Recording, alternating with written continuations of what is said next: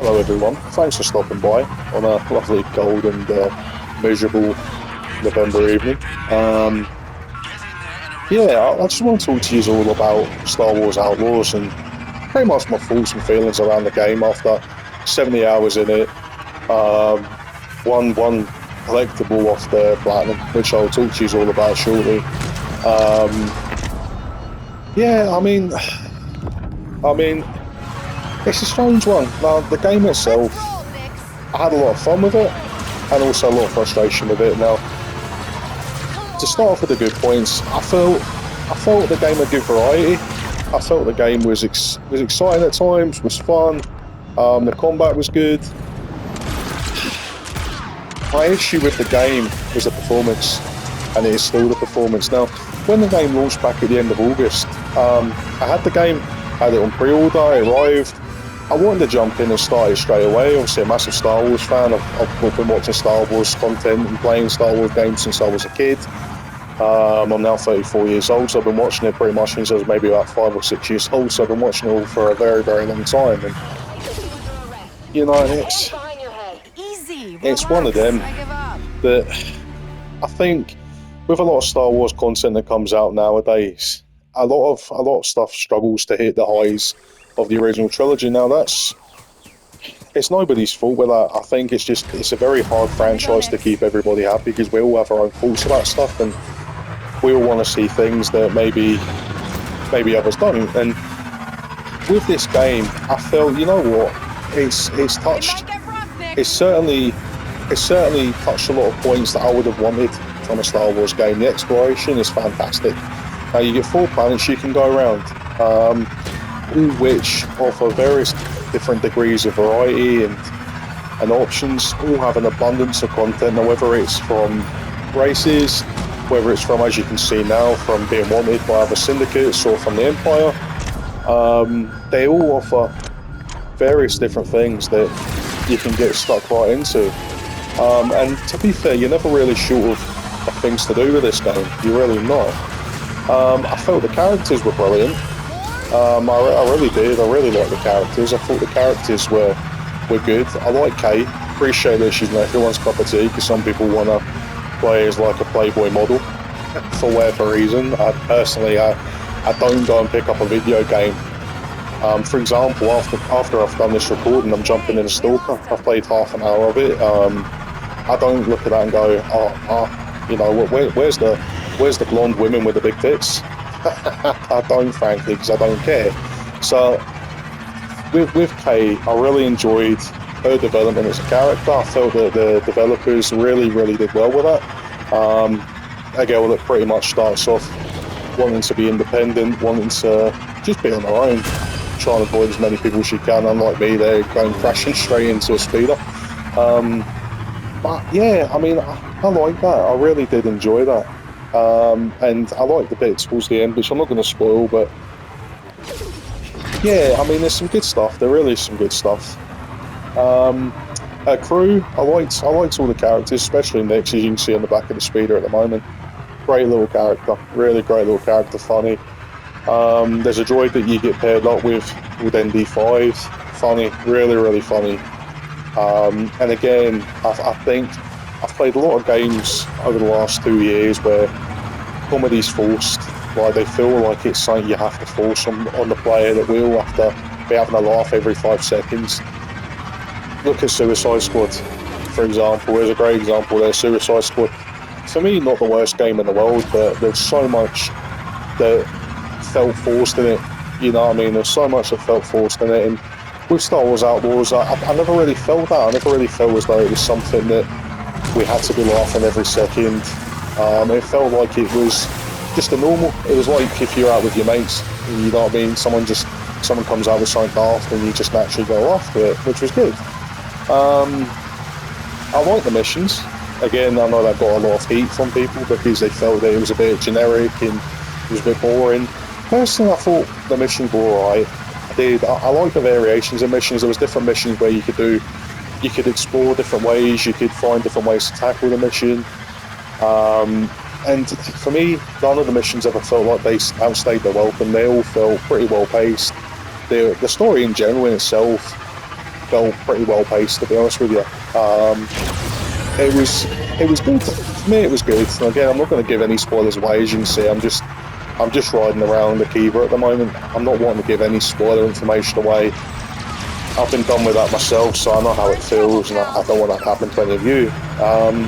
So just, yeah, anyways, getting back to the topics. Yeah, I mean, I liked it. I really did enjoy it. I liked the exploration. I like the planets. I like characters. Now, I want to get onto the points that I didn't like, because it really did sour my experience. Now, I put in over 70 hours into this game.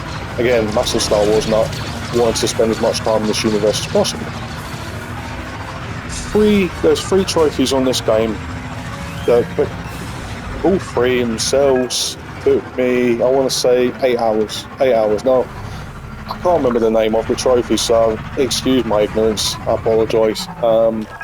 One of them is called Punching Up, that I can remember, because actually this morning I was spending a lot of time trying to get that. Now, with Punching Up, you have to basically take out 4 capital ships from each 4 syndicate. Now, that's fine. I mean, that sounds easy enough, doesn't it? Yeah, take out 4 ships, bada bing, bada bong, not a problem. No, it doesn't work like that. You have to go to each orbit just outside the planet. You go there. Basically, then what you need to do is you need to take out these 4 ships. Again, this still doesn't seem like a problem. The issue comes that they don't spawn. They don't spawn in. So what you need to do effectively is pretty much consistently save, then load your game, try and find the ship. If it doesn't spawn in, reload your save. Again, doesn't seem that bad. Oh yeah, it must come in within the next couple of minutes, you must say. No, not in the next couple of minutes. It doesn't come in at all, so it's fantastic. You literally spend the best part of 2 to 3 hours trying to get these ships to spawn in. When they do eventually spawn in, you can't take any hull damage. Problem being, you then get obliterated by pirates, by the Empire. So, which again wouldn't seem like a problem in a normal game where things would spawn in normally, but not this. So you're pretty much constantly reloading your save, hoping that this is going to come in. It never does. So yeah, as you can see, there's a bit of a frustration. Another issue was Kijimi, I believe it's Kijimi. If you go into their orbit, effectively what you end up with is a nebula. Now it's basically like it's like big condensed fog, effectively, in like an asteroid field. That you have to go in there, and you can only take out ships, but the only way you can take these ships out and it counts towards your trophy is pretty much if you're inside that cloud at a time. Now your radar has to be sort of like a blurry symbol, and if it is, then you know you're doing it. Now even doing that, you only have to take out 10 ships. No. 60 ships later, the trophy finally pops for me. 60 ships later, and again, these ships don't pop in straight away. They take an absolute age to pop in, and I mean an absolute age to pop in. Fantastic. So you spend another 2 or 3 hours doing that. Now we go into the real sucker punch. You have to find 16 transmissions throughout the whole of Star Wars Outlaws. Now this counts towards the disruptor gear, which you need as part of the trophy. At launch, there was, I believe it was Miranda's, I forget what the full name is, but Miranda's Quest, shall we say, Miranda's Quest number 2, log number 2, basically, was glitched. So anybody that was playing it back in August, September, until they patched it, couldn't get the platinum because of that. What Ubisoft done is they patched it, fantastic, but by doing that, they then gone and glitched out Miranda's Quest log number 1. So I've gone through and I've got every single collectible, having to find that once you get into Kijimi's orbital field to go in and find it, it's not there. It is there, but it will not let you open up the crate. So basically, I'm now stuck with 98% of the trophies done. I literally need this one little collectible and I can get the platinum. There's a patch launching tomorrow that's promising all these big changes to various different things. I'd recommend going and looking on some YouTube. I forget the gent's name, but I believe it's Joe Raptor. Pretty good for stuff like this. He's done a video basically explaining all of this, all the changes that are coming, and they all sound good, which is great for any sort of future player. And I would recommend over Black Friday, if you can get the game for like say 30-40 quid, I would say pick it up.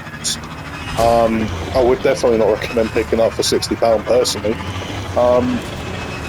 But I'm hoping tomorrow that this is patched in, because if it's not patched in tomorrow, then unfortunately I'm going to be pretty much stuck with either having to do another playthrough to try and get these collectibles, or it's not really a full playthrough, but half a playthrough to get to the point where you unlock enough stuff to get through it, or just buy the bullet and accept that I'm not going to get the button for this, which is incredibly frustrating. But again, this is what ties me into my frustrations with this game, is there's so much to love about this game. There's so much to love about this game.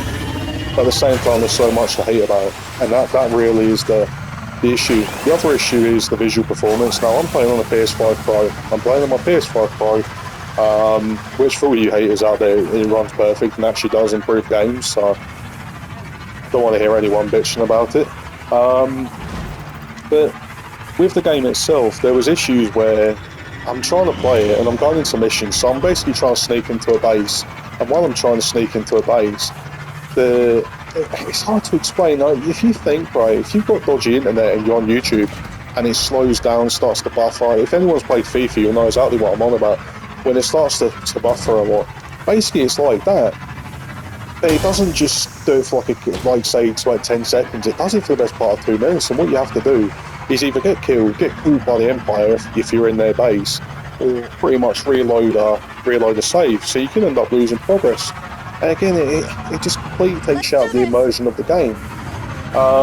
There was a couple of crashes with the game as well, which again, it's part and parcel of modern day gaming. The one thing that I did find bizarre, now I know with Star Wars, obviously if you're a Jedi or you're playing as a Jedi, you can pretty much, you can get elevated into the air, like Darth Vader will do it, Luke Skywalker will do it, and that's fine. But Kay's not a Jedi. Kay's basically just she's just obviously a scoundrel. She's just trying to basically rob people. Now, why on earth is she flying through the air? And again, this is my issue with it. She's trying to sort of get herself down from a cliff, but rather than climb down the cliff, she elevates down the cliff like she's been possessed by a demon or something. How is that right? Now, this is my issue with this game and modern gaming.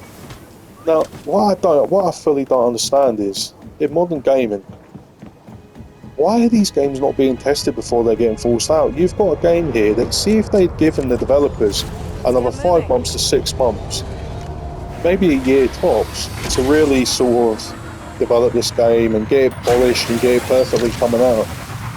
Perfect for coming out, sorry. It would have been brilliant. People would have been raving about, well, maybe not raving, but people would have been pleased with it at the very least. They've been happy. But instead, what they've done is they've effectively thrown that development team under a bus by forcing this game out. And we're all spending our hard-earned money. Some of us, obviously, doing really. Let's be honest, a lot of people out there that do crappy jobs that are going home at night, wanting to just have a bit of stress relief, just chill out, play a game. You spend your £60 on it, £70 on it, $70, whatever it may be, and then you end up with this, and you think to yourself, why are we having to accept this? Now, I'm wanting to start Stalker today, and all I can see are reviews from prominent YouTubers and from likes of, again, I take anything from my gym with a pinch of salt, but even still, you've seen all these reports that the game's buggy and stuff like that, and it's so frustrating. Obviously, to be clear, I would give the development team for Stalker a lot of credit because of the conditions they released that game, and you absolutely have to give them credit, and you have to give them time to get it right. But even still, why are games coming out like this all the time? This fixation on we have to have the best graphics, everything has to look as realistic as possible. No, it doesn't. All at least 80% of gamers want is a game with a good story, good characters, good gameplay. That's it, and good graphics. The Xbox 360 and the PS3 wasn't exactly well-beaten graphics, but the amount of games that come out on those consoles that are just fun, just stupid fun. You know what I mean? Just absolute stupid fun. That's stuff that you could just get into You didn't have to worry, you didn't have to overthink it, and you just knew it was going to perform. Can you imagine going back to the N64, the Super Nintendo, the PS1, PS2, where you'd have to be relying on patches to improve games? Absolutely not. It just would never have happened in a million years. Bit like that, driving off a cliff. But no, I mean, I don't want to keep labouring this video on too long. If you have lasted till the end, I really do appreciate it. My thoughts are, I love the game, I love the exploration, I love the characters, I love the world building, I love the character building. I'm just so fed up of playing games with a stupid grind to get a platinum, and also just so piss poor for the performance. Really is frustrating. If this reaches anybody with any sort of control at these companies, please can you just start giving your development teams more time and more belief that they're not going to get fired for putting out a game just in the hopes that you can make more money, because it's absolutely ridiculous. I've never seen a time within gaming as bad as this, where yes, the games that are coming out over time are brilliant, but at launch they're dumpster fires. They're absolute dumpster fires. On one hand, you can probably count this year alone. Off the top of my head right now, I would say Stellar Blade, Black Myth Wukong, and Astrobot. And even then, at least one and two of them have had their own issues. Even Final Fantasy VII, fantastic game, incredible game. But look at the issues it had. If you go and select one, I can't remember if it was a performance or a quality mode, but you select one of those modes, and the game was all fine. You couldn't play it. So, yeah, anyways, just to wrap this up. Personally, I would give Star Wars Outlaws a 7.5 out of 10. I would love to give it an 8 or a 9 out of 10, but yeah, with the issues that I've raised, I generally don't think I can, and I really hope this patch tomorrow improves the game. I really do. I hope it makes it more stable. I hope it makes it visually better. I hope it just makes it a better experience for everybody. I really do. And I hope anyone that picks this up over Black Friday, or if they get it for Christmas, that you have a good time in it. I really do. So yeah, anyways, thanks guys, thanks for staying to the end and listening. If you can give me a like, that would be fantastic, because it will help this channel. But I do plan on making more videos on a weekly basis, and they will become better over time. I'm just getting used to obviously starting out, so bear with me. What would be brilliant, if any of you could leave a comment with feedback, good, bad, whatever it may be. Just any sort of feedback would be fantastic, because like I say, I'm still getting used to this. I'm still trying to obviously grow my channel and trying to get better. So if you can help me, it'd be fantastic. But anyways, thanks for your time guys. Take care.